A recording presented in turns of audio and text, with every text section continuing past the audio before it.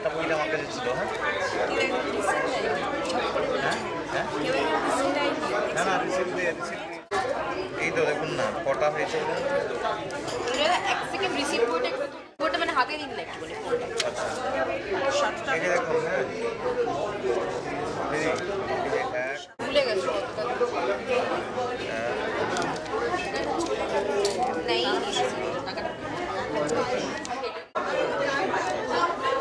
তাহলে একজন নেয়নি।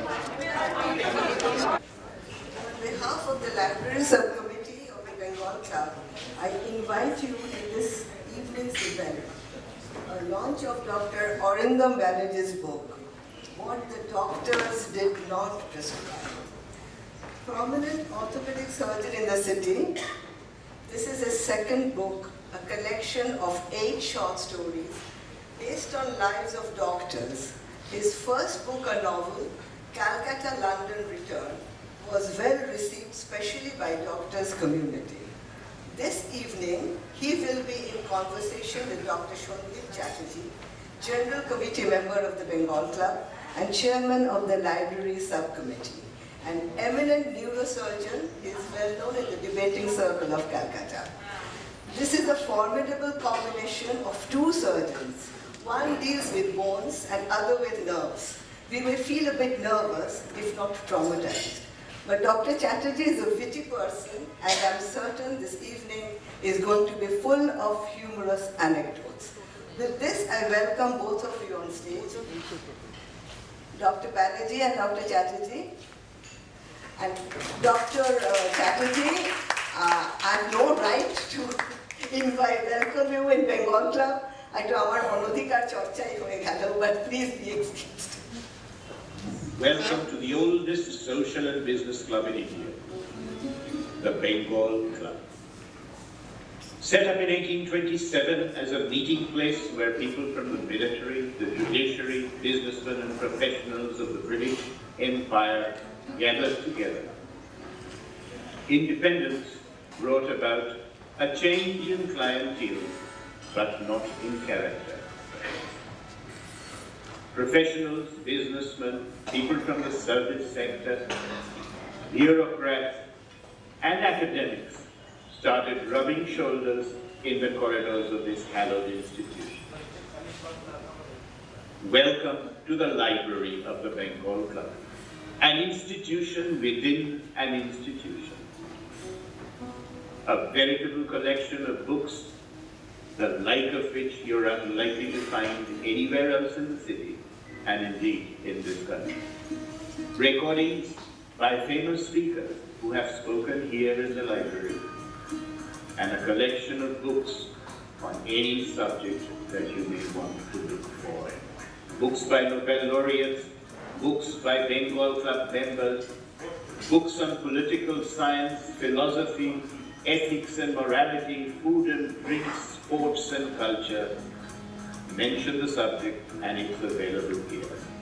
There is also a small Wi-Fi corner where you can browse the internet in peace.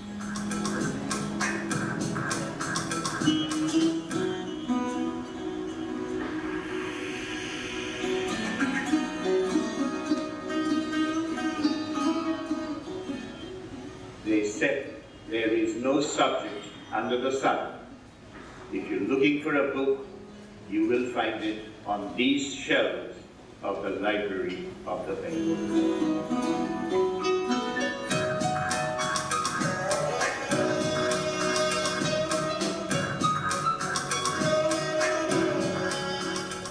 Envy the books, enjoy the collection, but above all, celebrate in the ambience of this wonderful library, the Library of the Bengal. Welcome to see the other famous individuals who have launched their books on this site. And recordings of that book launch are also available in this library. Welcome to the Library of the Bengal Club. On behalf of the Library Subcommittee, welcome to this program.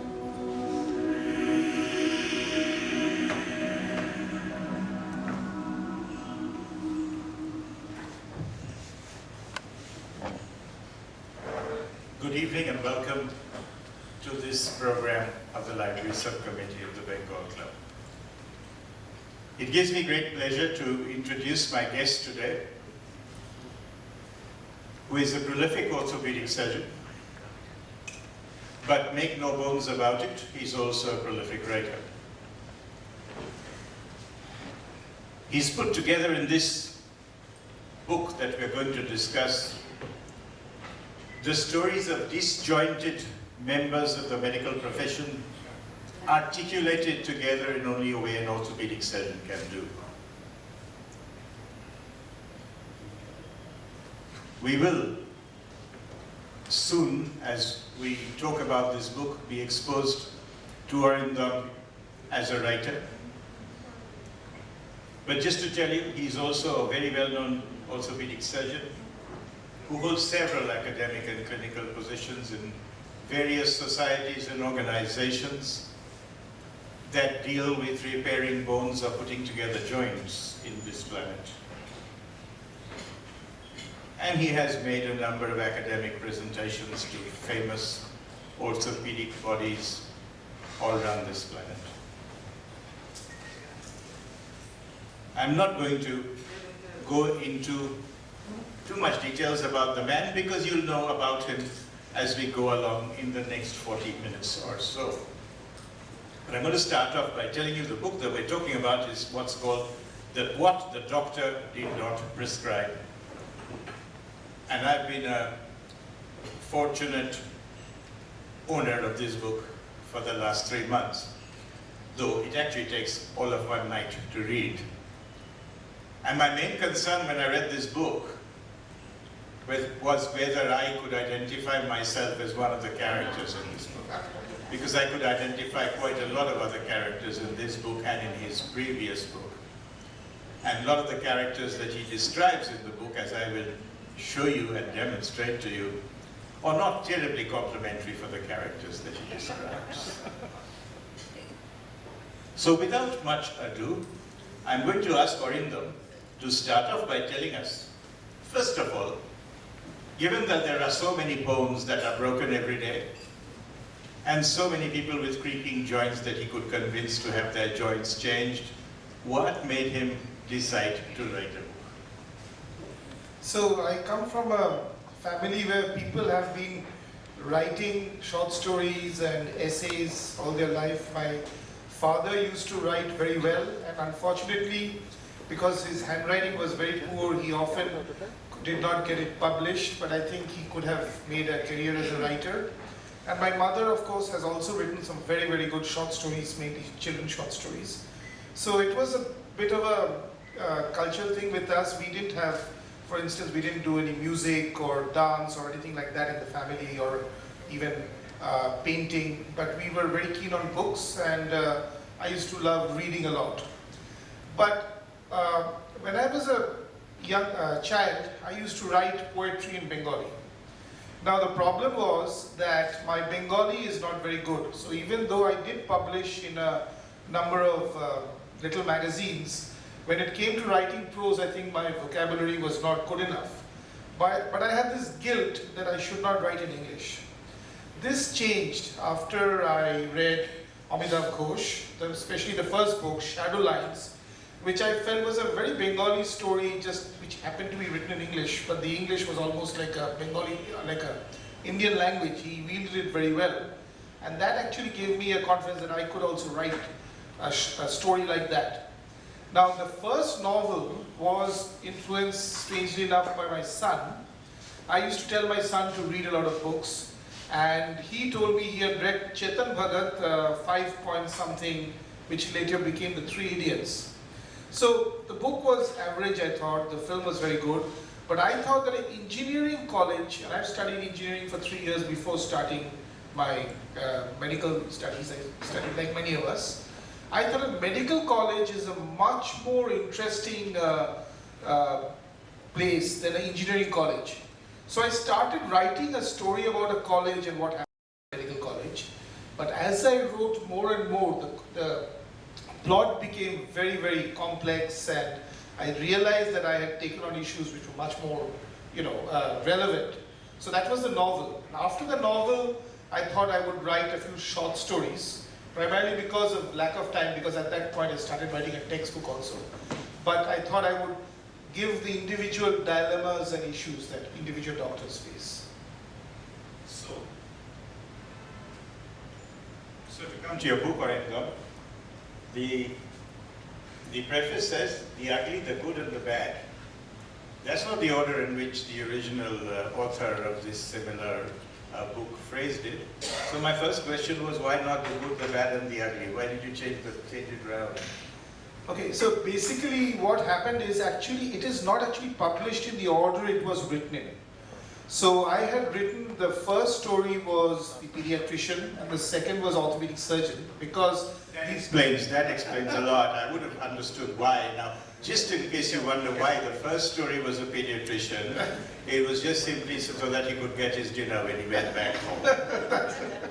And why the second story is an orthopedic surgeon, I'll leave you to guess. Yes, so it was written in a different order, but you know, initially the stories were not that complex. So they were unidimensional characters. The pediatrician is just a unidimensional character with a singular problem. The orthopedic surgeon is the guy has two problems. One is his son's career, and the other is a very suicidal attempt. So he is trying to deal with both of these issues. But as I wrote more and more, I realized that things are much more complicated. And this is a little bit, I think, like the Hindu ages. You know, you have the Shottayug, then the age of the Ramayana, Mahabharata, and Kali Yuga. So in Shottayug, there are no conflicts. In Ramayana, you have a conflict between good and evil. In Mahabharata, the conflict is within the family. And in Kali Yuga, the conflict is within yourself. So in a way, as I thought and I became more confident, because I hadn't written short stories before, as I became more confident in my writing, I feel I could take on more complex and difficult issues which I hadn't dealt with in my first stories. Arindam, I think you talked about Ramayana and Mahabharata. I think the transition from your first book to the second is a bit like transition from the Ramayana to the Mahabharata. You know, Ramayana and Mahabharata are both epics, and they both deal with conflict of good and evil, as you just said. The difference is, in the Ramayana, you're either good or you're evil. In the Mahabharata, everybody is good and evil, with a good part and an evil part. And whereas your first book showed people who were good and people who were evil, everybody in the second part seemed to have a little bit of good and a little bit of evil. So you seem to have evolved like from the Ramayana to the Mahabharata. Perhaps. So coming back, so when I wrote the book, the reason I changed the order was that I've been seeing a lot of these, short story competitions and whatnot. And people always say, send the first 10 pages. So my writing actually it starts slowly and gets, gallops towards the end. But I thought I would turn the order around and show the complex stories first, and then talk about the straightforward stories later. So that's why I changed the order. I thought the ugly would be more interesting, and I put it in the beginning. So the ugly is always more interesting when you watch Dirty Linen in public. There is a little voyeurism in all of us. And the first two stories of ugly that you have is about the general surgeon, and the second is about the obstetricians. And fundamentally, the similar thread between these two stories is conflict of two people of the same specialities, not necessarily similarly equipped, but demonstrating a sort of professional conflict that I thought at some point of time almost felt like washing dirty linen in public.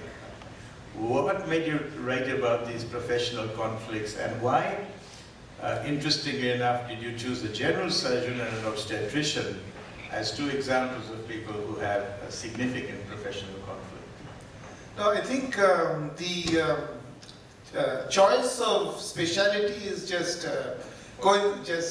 it's just there, because I had already finished writing about the other specialities, and I took on these because these were left out. You cannot have a book unless you write about surgery and medicine. I mean, these are the fundamental building blocks of medical science. So you have to have a general surgeon, you have to have a internal medicine guy. So that's an obstetrician. The next yeah, one. so coming to it.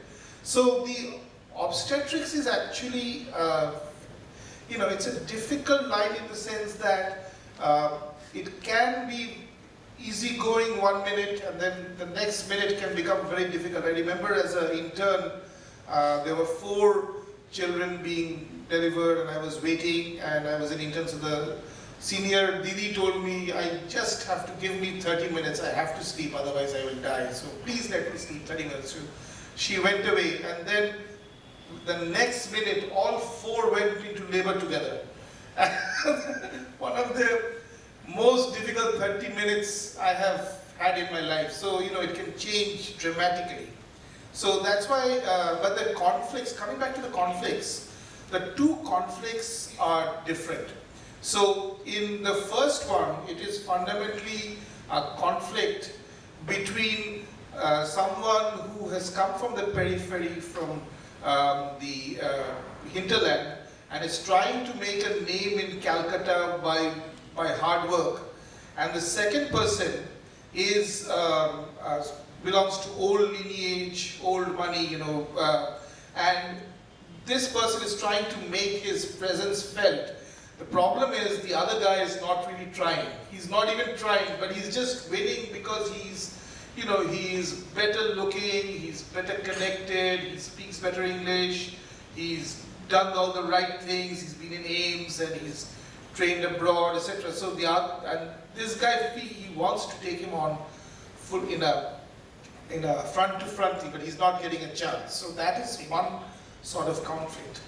But the second conflict in the obstetrician is between the old orthopedic surgeon who is trying to hang on to his legacy and the new girl on the block who is trying to barge in. It's like almost like a disruptive business model. So someone trying to get in, breaking all the rules, doing some unethical things, but the old guy just, he doesn't know how to deal with her and he can't handle her, and he kind of, in the book, I mean, I will not tell you the story for those who haven't read it, but it's about people, so there is an impending fight, but that fight really never happens because the new girl just takes over. And actually, I have worked in various types of hospitals and in various countries.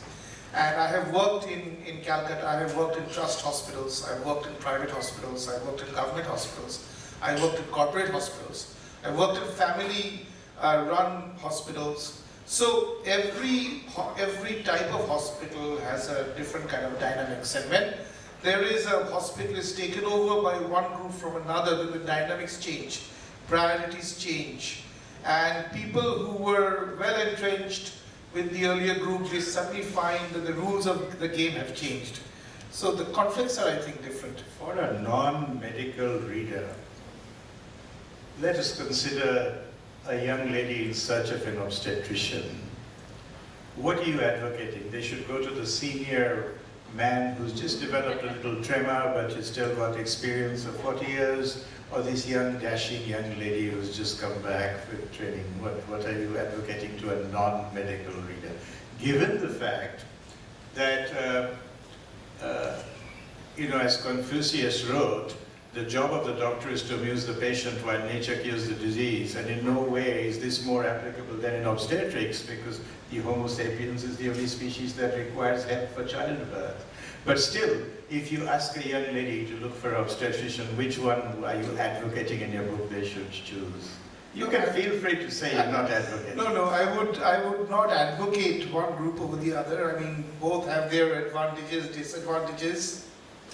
Obviously, you should go to someone competent, and the best way is to, go through references, people who have actually dealt with them and who will guide you. I don't think you should base your choice on a short story you've written, which may or may not be accurate.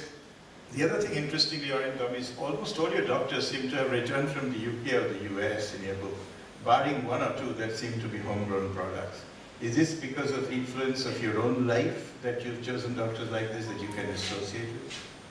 I think, Shadip, in our generation, perhaps UK played a very big role, because if you think our generation, we were only born 13, 14 years after independence. And when we sort of graduated, that time, I'm talking about the 80s, I don't think Indian medicine was not where it is today. So I think after 2080, Indian medicine has really, I think, for instance, in orthopedics, I think we are a real superpower today in orthopedics, world orthopedics. But overall, I think, so we were always looking to maybe the UK, and we also happened, all of us here, Shukumadda, Krishnendu, all of us, you, me, we also worked in the best period of the NHS, the golden period of the NHS. And today I hear lots of horror stories about the NHS, but I think it was a different thing, and I think we learned a lot from them, and I think which we were able to implement and even modify, and in some cases I would think we have done better also. So it's not about, I think also my personal background is very mixed, so I have a very peculiar, been brought up in a peculiar way. I studied class 1 in Ottawa, class 2 and 3 in Toronto, class 4 I was in Midnapur, class 5 I was in Midnapur, and class 6 again in Kolkata. And I worked in, I worked in Europe, I worked in the West Indies, I worked in India. So, and in Europe also, different countries. So I think internationalism, and I'm also part of certain global associations. So internationalism, I think, perhaps is a big part of my life. Regarding US, there is only one story, I think, and that is about the hospital administrator. Now, public health is actually, I think, less developed in the UK than in US. So that's why I thought that. I thought you chose US because, by and large, hospital administrators in this city are the furthest removed from reality and the local area in which they're working. Yeah, perhaps that also.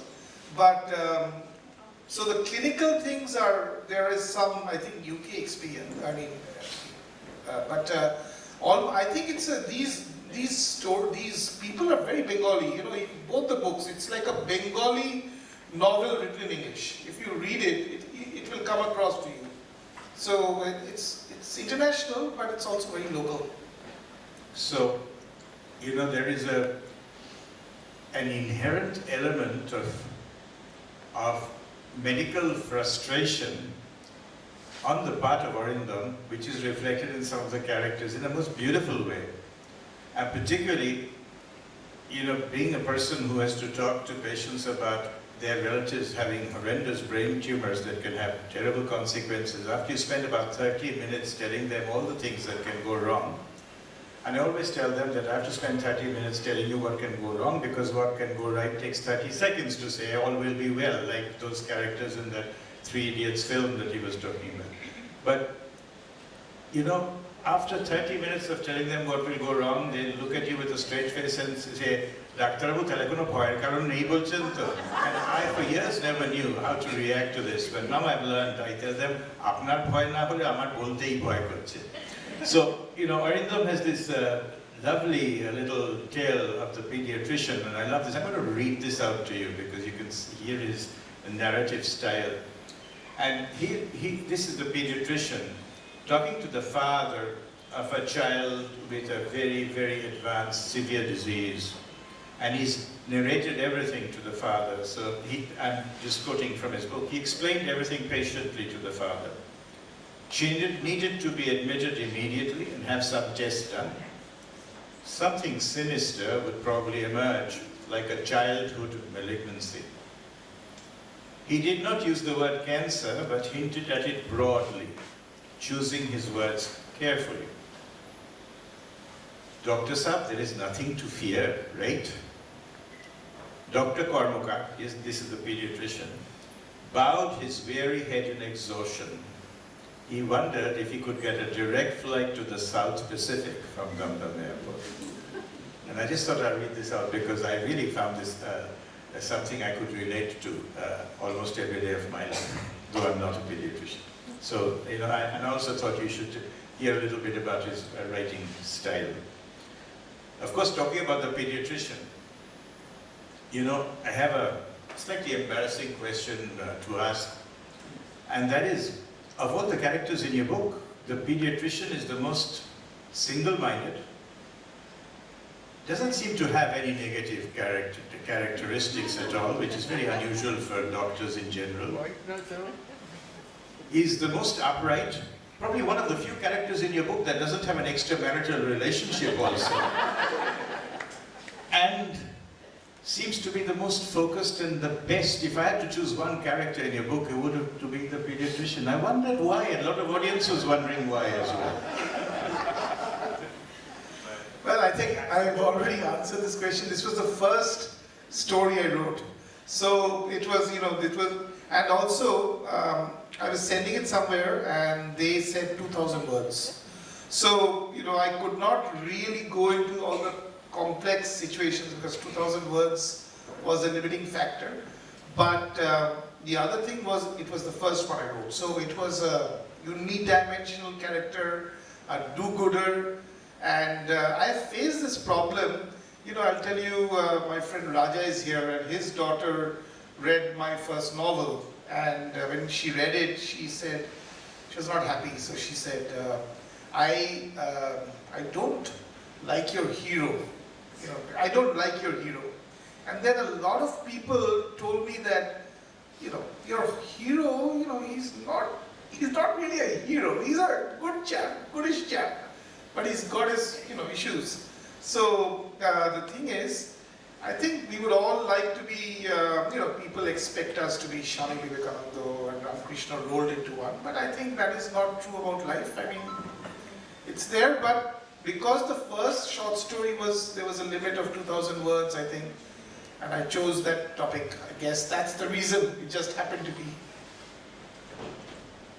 So it's the 2,000 word limit, the fact he was naive, the fact he was writing his first short story, and the fact he was sending it for a competition. These are the reasons why the pediatrician is the only upright doctor in this novel. I completely believe you, Arindam. Well, I'm not certain everybody in the audience does. But with respect to one person in the audience, we will not carry on this conversation any further. So the next question I really have, and since we just had a chance to talk about extramarital relationship, I was kind of a little bit worried when I read your novel. One of the things that occurred to me that most of the doctors in your novel seem to be having extramarital relationships or in the process of having it or are about to have it or have just had it. I mean, is this intentional or is this something because of some of your friends, some of whom are in the audience, that have been influences in your life that you chose like that? Because I was feeling pretty horrified by the number of extramarital relationships your doctors characters seem to have. I thought doctors were fairly upright people. So you read the disclaimer. It's fiction. There's no similarity between reality. But having said that, I think overall doctors, in my experience, at least in our generation, they have had the most stable relationships, the most monogamous relationships that I have been aware of. So actually, there are no extramarital affairs here, Shobdeep. There are only a few sexual liaisons. No affairs. That's a very polite way of putting it. So if you look at a hospital, especially a corporate hospital today, there's one thing that, and one of our professors in Ireland used to say that if you don't like ladies, don't be a doctor. Because if you think about it, 2/3 of hospital are ladies. So you have a lot of younger ladies. Previously it was just nurses, but nurses, in Kolkata, they have a different background than doctors. So normally there's not a lot of intermixing, but then in the hospitals you have the modern hospitals, you have the PROs, you have the receptionists. So all these young ladies are of course there. You have the junior doctors of both sexes who are put together in a pressure cooker situation where they are working day and night, spending a lot of time together under a very high pressure situation. So I think there's always some point at which the pressure situation can create sexual liaisons and something like that. Maybe not affairs, because I don't think in any of the stories there have been any serious affairs. but it has been more like someone's taken a, in one of these cases was like a revenge sex, someone wanted to get over one girl. And I actually know a case where someone did that. That's another story. Yeah, I hope we have no under 18s in the audience. Otherwise we'll carry on and talk about something bullying. So that is one. But the other thing is, I think, without a bit of spice, the dish would never taste good. So you need some spice in any story. On a more serious note, I'm going to ask you, of all these characters that you've painted together in this compendium, almost all of them are obviously based on people you have interacted with. Which one of all these characters, leave the pediatrician out, that's out of the MCQ choice. Which of the other doctors to you is closest to your heart? Somebody really, really close to you who you have depicted in the most truest fashion of all the other doctors? I know it's a difficult question. It's very difficult. I really don't know the answer to this one. But I think the way I divided it was the chapter, the good. Okay, so of all the characters, the one who was most naive was the hospital administrator, who actually did not have a personal agenda, but really wanted to do something good for him, for a city which he had heard about, Kharagpur, since he was small, because his parents grew up there. One was in IIT, the other one just lived there, his mother. So he was there just because he wanted to make a difference, and he wanted to do something. And it's not easy, I think, for a person coming from outside, especially into the hinterland, to try and make a lot of changes. But he did try. He had partial success, and I think failed up to a point, at some point. So I remember we were discussing this story, and Shukumada was there, and Shukumada read it and said, "Ki re, here gelo to, here gelo." And here gelo, thiki, chole gelo, here giye chole gelo. So we were all actually quite sad. Satish is there at the back. He also, I remember we were all discussing this, and he said, "Nah, he cannot win. A guy from America coming to set up a hospital in Kharagpur will never win. He can win partially, but he won't be able to do it." I somehow read about this character and I thought you were trying to compensate for another character who also became a hospital administrator close to you in one of your earlier books. Though you don't have to comment on this. But those who read your earlier books would obviously think that, you seem to make this hospital administrator such a nice person, perhaps to compensate for some things that you wrote about another hospital administrator in your earlier book.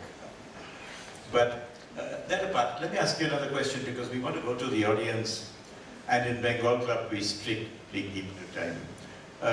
And that is, who is your target audience?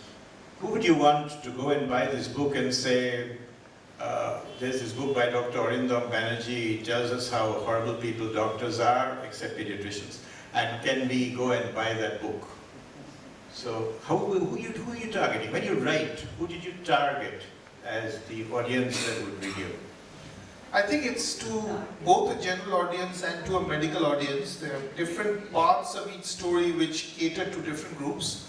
But basically it's to anyone who has a reasonable command of English and wants to, think about these problems which have been problems, dilemmas, conflicts, good times, everything. I mean, it's all there. But basically, I don't think I had a target audience in mind. But when I started writing, there was another thing that, I often feel that the general public does not understand what doctors are actually, in the sense that, they are unknown to them. So either they are like gods, or, they are, very unpopular or whatever. So this is, I think, telling everyone that, these are human beings who have good, bad, they have their good moments, bad moments, they have their ethics, they have their unethical things as well, and you should try to know them better. Yeah, I think you've done a fantastic job in the book, because, you've actually painted doctors in flesh and blood, and bones, I may add as well. But the point is that, you know, you've tried to do away with the sort of dichotomy with which the public views the medical profession. So they write gods, or they reverse the letters of the alphabet. But the fact that they're neither of the two, but somewhere in between, is something that you've definitely highlighted in your book, and I think you've done a fabulous job. What's your next book on?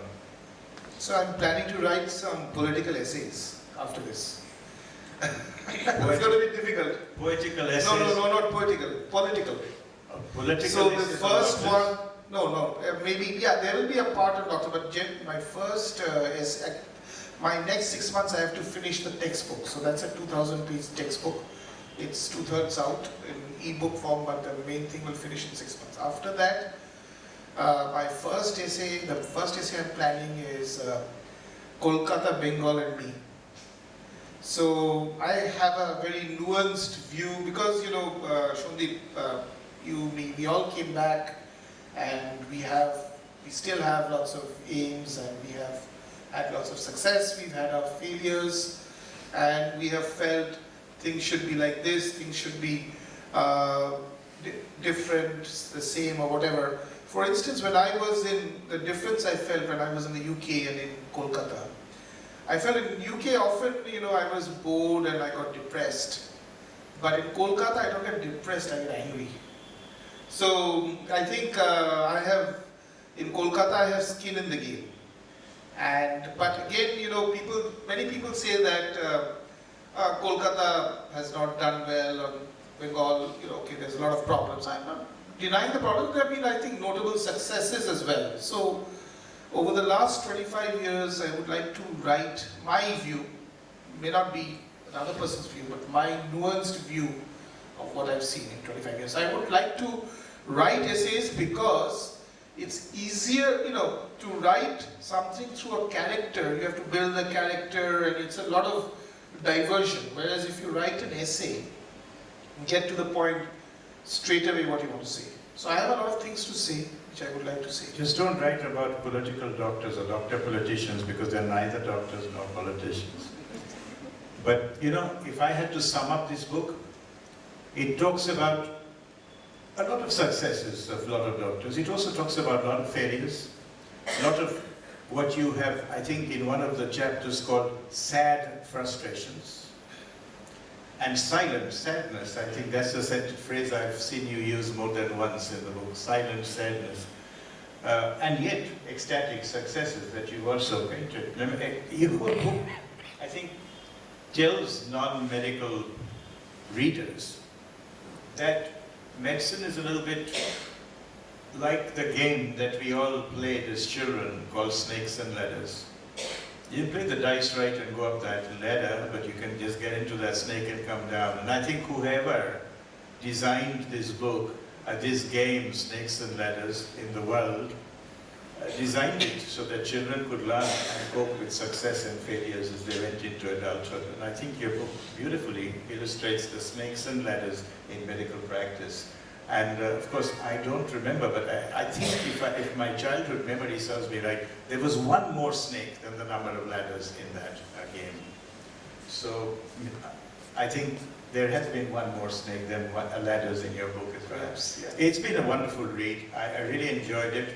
And with all due respect to your better half, I think there is no doubt that pediatricians have played a great part in all our lives and are still playing in your lives even as an adult. So we have some time to take some questions from the audience. If you want to ask a question, if you would raise your hand, identify yourself, and then the question has to be asked to Arindam, not to me. And preferably it should be shorter than the book that provoked it. Fascinating story. I have two serious questions. All the questions we asked him were serious. One is, Sandeep said that you wrote a textbook. I'm writing a textbook right You now. are writing a textbook, and you are also writing, or you write fictions as well.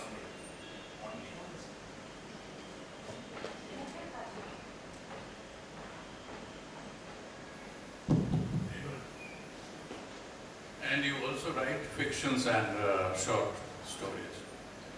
Now, how do you wear these two hats? Because writing on your professional science, it is factual and you have to quote references. Everything must be substantive. Whereas fiction, short story, is imagination, fictional. So do you compartmentalize a time period?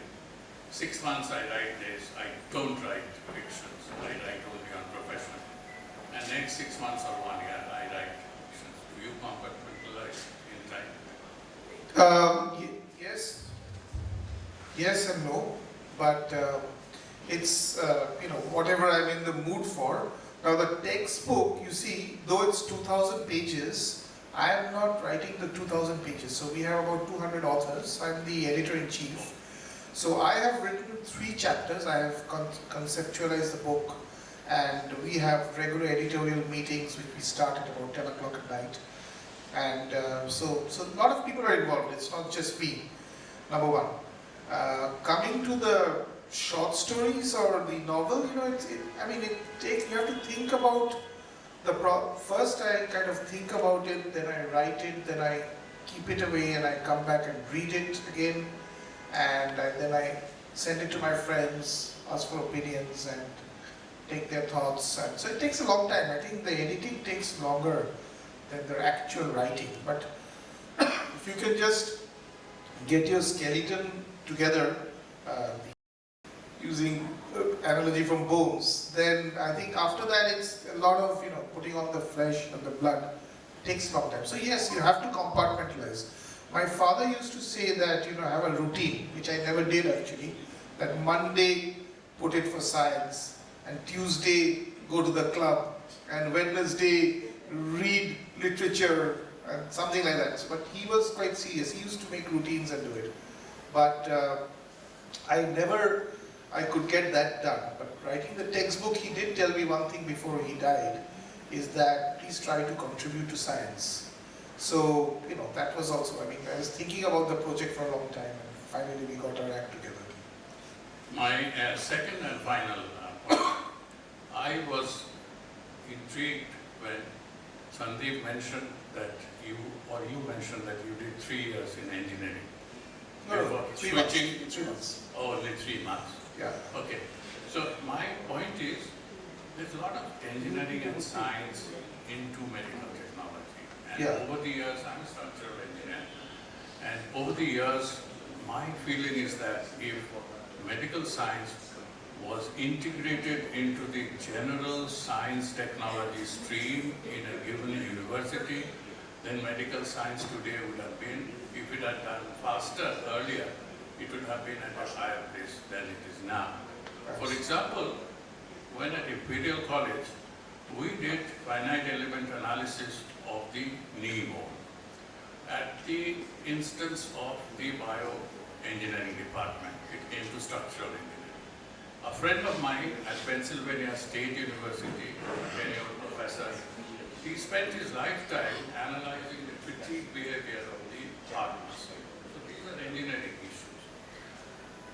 Imperial College in the last 20 years has brought in St. Mary's, Charing Cross Hospital, and I think Hammersmith also. So, what is I was going to ask you that, what is your feeling about marriage of engineering and technology? Has it happened fast enough, or is it happening now? Because you mentioned IIT Kharagpur, that medical center will never succeed. No, that IIT Kharagpur is not the medical center, that's different. That's a different story. But coming back to it, as an orthopedic surgeon, we do something similar.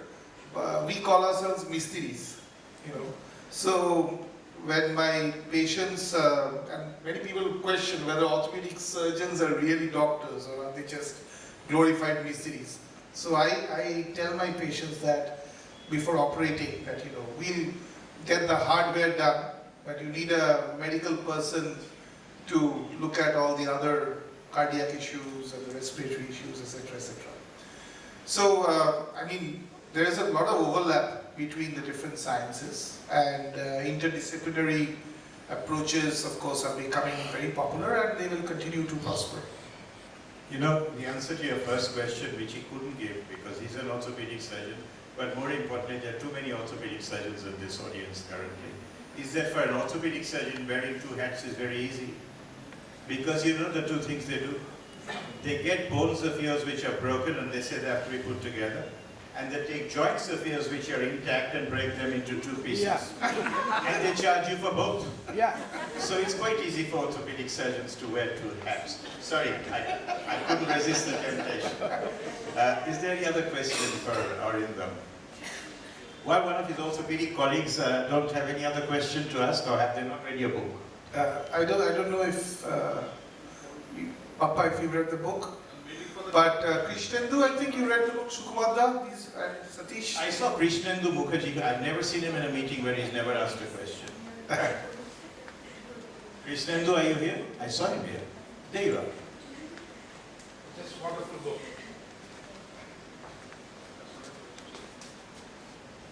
I enjoyed the conversation of Dr. Shandip Chatterjee with the author. I enjoyed the book even more. I'm a surgeon too, but while reading your book, I really could not dissect like characters and conflicts or extramarital affairs. It just came through so spontaneously. It's like a completeness on its own. And you have brought out that we are not from Mars or from Pluto, we doctors. We have the same emotions, same vulnerabilities. So it's just that I enjoyed each and every story, and I didn't even dare dissect them into who this character might represent, somebody that I know or I do not know. But having said that, I would just like to share with you that as you progressed along with the book, the last 2 or 3 stories, the richness of literature seemed to be more in those, the internist, the infertility specialist, exceptionally good stories, and bordering on philosophical issues, which appealed to me more than extramarital affairs, to be very honest. Thank you. Shubhanda, comments? I think that the date where the opportunity and when the rare opportunity. Myself is his colleague Sukumar Barik, a gynecologist, obstetrician. One of the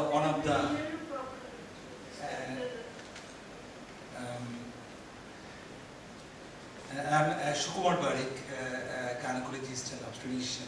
So one of the stories around which things revolve. We had the rare opportunity to listen to this thing in our so-called church show.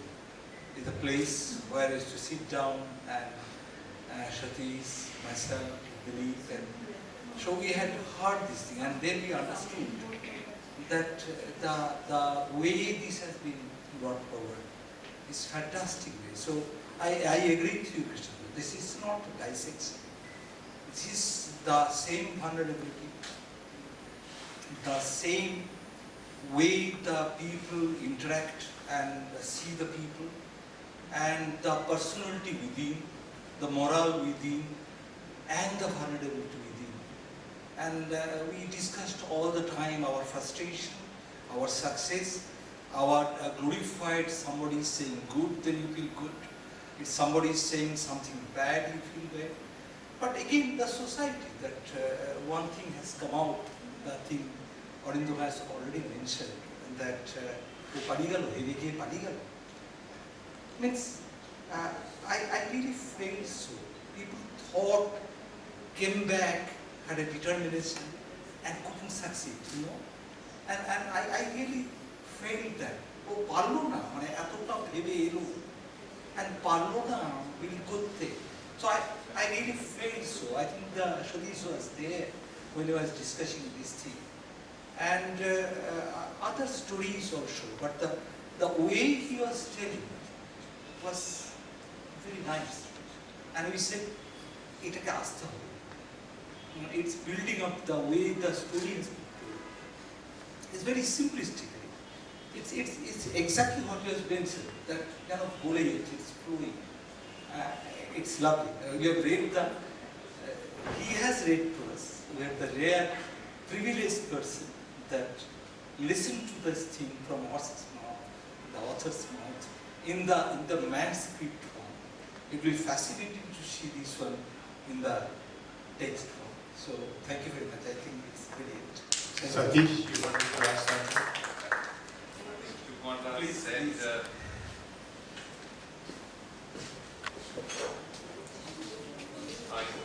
First of all, congratulations, Arindam. I'm Satish. I'm a physician colleague, the guy who looks after the flesh and blood, etc. once he has sorted the bones. I've known Arindam and the rest of the Banerjees for about 25 years now, sort of good friends, family friends. I know he's been involved with medical conferences, various orthopedic workshops and things, and now writing books. I was a bit surprised when he says he's going to write a non-medical book. It was just before COVID, I think, he started to bring these transcripts to us, our room 400 as opposed to the room 300 where we are today. And the most important thing, as he said, was that it resonated with our own personal stories and stories of our friends around us. So I think the non-medical people will enjoy this book, but people, the doctors probably will find that it touches their hearts a little bit closer. And we all have our success in public, but most of us have our sadness and frustrations in silence, which is very well brought out by some of the stories. I think we've read all the stories in 400, barring the last one or two when I think COVID hit. So, great, good job. We'll wait for the second one. As I said, he's out. You can have it. We'll take one last question. Yes, go on. May I? Okay. First of all, Arindam had sent me the book one evening, and it was around 6:30. By 1 o'clock, I finished, and then I had a chat with him. The impression I got was that of somewhat like Vibhuti Bhushan writing Pathe Panchali and the two episodes. He never revealed himself, but we know enough that he was Vibhuti Bhushan, was Obu, and none other than him. I have just one question. It is a personal question which Arindam may agree to answer or may not. Some point of time, do you contemplate writing an autobiography? I don't think I am important enough to write an autobiography, but definitely I will write, but not an autobiography. I mean, I might write a travelogue, or I might, someone was telling me, because we have a lot of funny stories, witty stories that write those episodes and anecdotes, etc., etc. Yeah, but I haven't really contemplated. I mean, to write an autobiography, you have to be someone really big. No, not necessarily. If you know our school experience, Shotto Broto, my God died here. Shoshti Broto, sorry. He was not famous when he wrote that. It was his first book, in fact. Anyway, think about it, but great. Okay, we had one more pressing question. Yes. I'd like to congratulate Arindam. We had been in our journey from the early post-graduation years and that in national also. But I had the privilege of reading his earlier book, Calcutta London Return, and that too was wonderful, and I really enjoyed reading that book. And even this one, almost I'm in the last story, I think, but I'm really enjoying it, and I feel as if Arindam is giving telling the stories in my ears, is so wonderful too. It's so simple and it's so interesting, and I just really enjoying it. And as everybody has mentioned, we can relate to the different people around us, our experiences in our life, in our career, the way things have happened. So I really enjoy, and I would request all of you to read the book. I'll enjoy it. So you see eye to eye with all the characters and don't have any bones I to wish pick. there was no eye surgeon there. So I wish one eye surgeon would have been there as well. Yes, last question to the lady. I'll just introduce her. So she is translating my first novel into Bengali. Okay. And I'm enjoying it. Really enjoying it. And I come from some doctors. My father was a pediatrician, very famous pediatrician. And I have been born to a family of doctors, and my brothers are also doctors. And actually, although I have nothing to do with medicines, I could really relate to what he was trying to say. It was said in such a beautiful, flowing manner. I could actually relate with our family life. Thank you. I'm talking about the first book. Thank you. Thank you. Thank you very much. I think that gets us to the end of this fantastic event. I think when you pick up a book and say a book written by a doctor, you sort of almost question whether you should read it. But I tell you one thing about this book, which is special.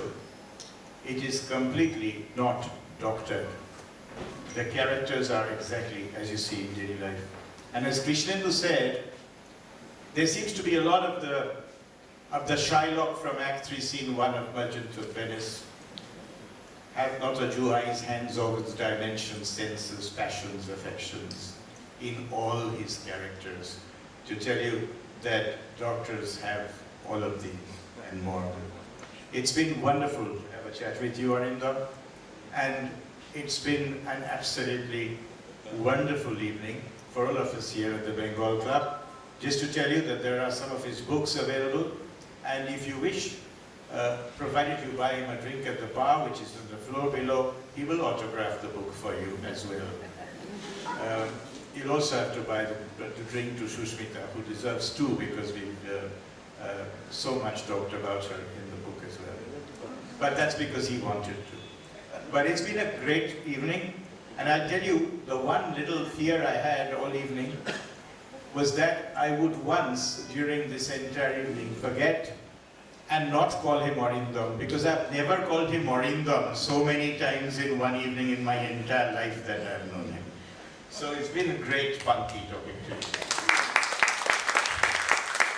So thank you, Shobhi, for having me, and thank you to the Bengal Club Library Committee for organizing this. It was a great experience. Thank you.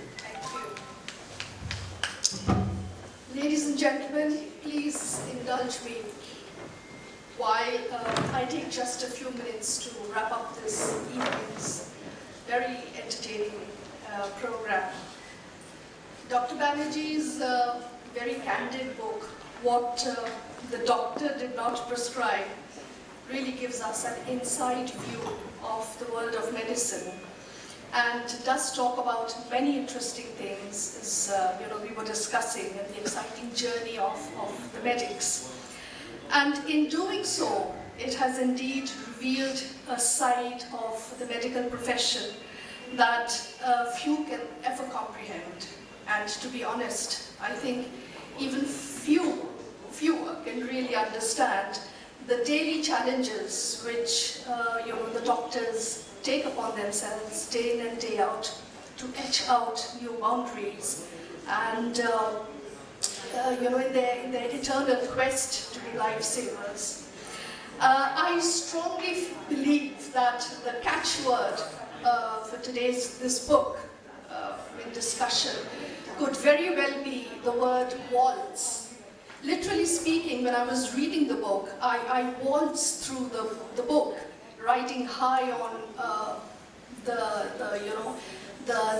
simplicity of style.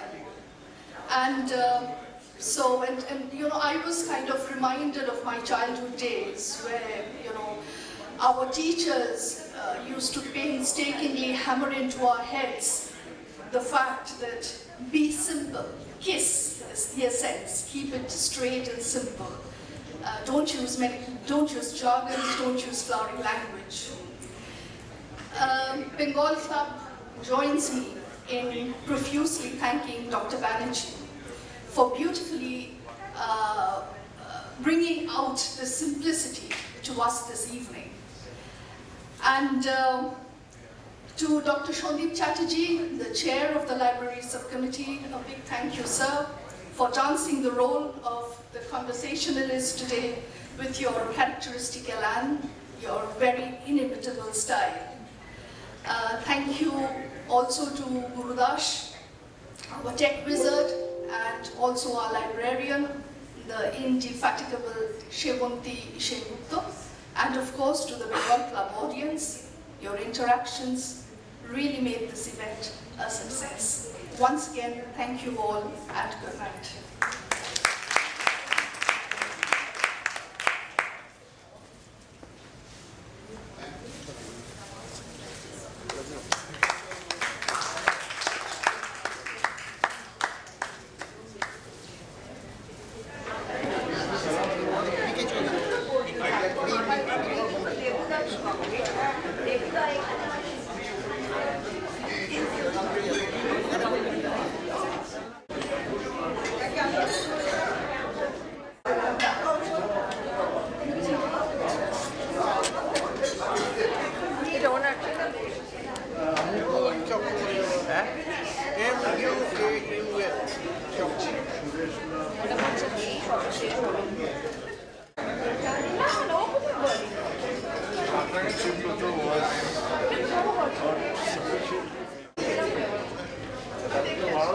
लेके आस